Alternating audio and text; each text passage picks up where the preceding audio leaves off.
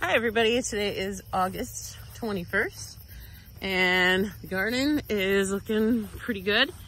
Today I got a beautiful sunset, but today I've been trying to get as much stuff as possible watered. We have some really hot weather coming, like they're talking heat indexes of 110. So my goal is to make sure everything is watered really well tomorrow before we hit Friday, because the advisory already starts on Wednesday morning. So I want to get everything watered super good. I don't have anything to cover, any shade cover for anything in the garden. And I want to make sure everything is picked that I can pick, so that that's not putting any more strain on the plants. So tonight I'm out here late, but I need to get some more of these, the little cherry tomatoes picked. Petunia's over there, not very happy that everybody's kind of leaving her over there. But there's a lot of these, and I pick them like right a little bit before they turn red, and they're turning red just fine in the house. So I know that's always debated on whether it's better to let them turn red on the plant or off the plant, but these are so good that I have not noticed a difference between the ones on the plants and off the plants. So it just takes like a day or two once I've picked them. I don't think I'm gonna get to picking anything else. There's a couple zucchinis. That one, golden one, is really ginormous, so I've got to find someone to pick that one for me.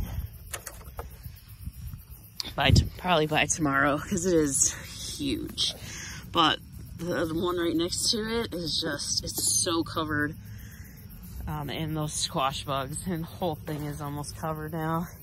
It's kind of terrifying. It's kind of terrifying sticking my hand in these right now, because I did find another great big blister beetle today in here. Not in this bed, so I'm hoping they're not in this bed, but they were in over there by some of the other tomatoes. Those are, I'm gonna probably make a video more about the blister beetles. I don't know, I guess I never really heard much about blister beetles. I didn't know what blister beetles were before last year. But they're not fun when you have a lot of them, and they're all over the place. And so I don't know if it's unusual that I have them here. I do know that their favorite food is grasshopper larvae. And look at that sky. Whew. But their favorite food is grasshopper larvae, and that I have, the first year I was here, I let that strawberry patch there. It was over in here too. So it was this big strawberry patch, and I didn't know I had to cut it down, which is part of my weed problem here. I did cut the grass again today. And it's not really grass, it's weeds. I did cut the weeds today. But I did not know I wasn't supposed to let those go to seed, because I moved here from the city. And so with all of that, and I don't think anybody really used it much for a couple years before that either. So it was just loaded with grasshoppers. I mean, there are still so many grasshoppers here. It's really creepy. And because they're huge. They're like those ones from Jurassic World. They're ginormous grasshoppers, and they're everywhere. I feel like there's not quite as many as there were last year, but I don't know if that's true. There's so many. So until I can get rid of those, I think I'm gonna have a blister beetle problem.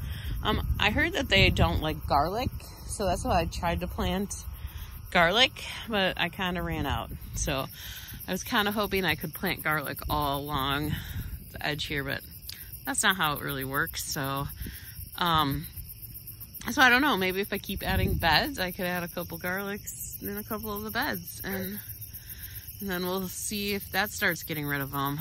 But I think the key is keeping that fairly short where the strawberries were, and then because I think the grasshopper's like that tall, all the tall weeds.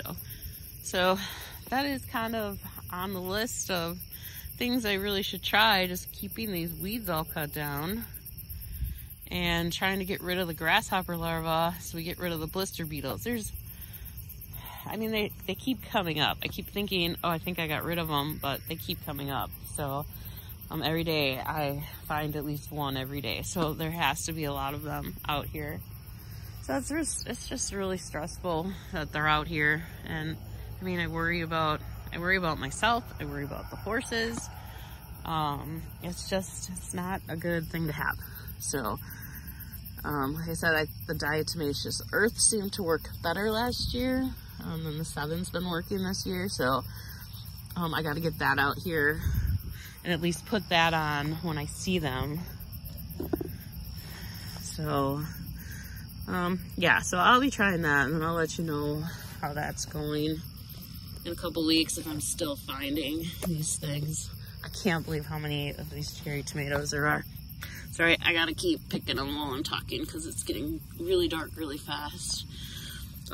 We looked for hornworms yesterday. I think it was last night, maybe the night before, and we only found one. So I think we're making progress on the hornworms. That's a good thing. Hopefully that we don't find too many more of those yet this year. I don't know much about like their life cycle. Like, is it just one moth laying eggs, or yeah, so that's another thing that I really need to look into, and then I can tell you more about that. Because that's, I mean, look at, I wonder if there's one here, because this plant is like even smaller than it has been. It's like there's nothing here right now. That's not a good sign, is it? All right, well, I'm gonna go for now, because I gotta get these picked before it gets much darker out.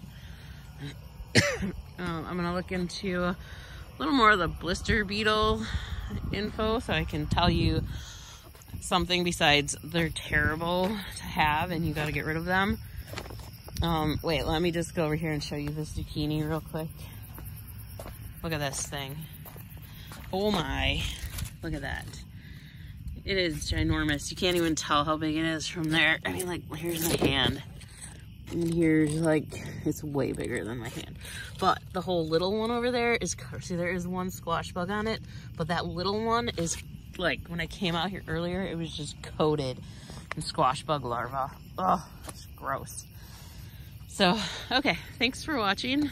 Hope your garden's going great. Hope your tomatoes are starting to turn red. And just happy you watched this far. And if you can, please hit the subscribe button. Thanks. Bye.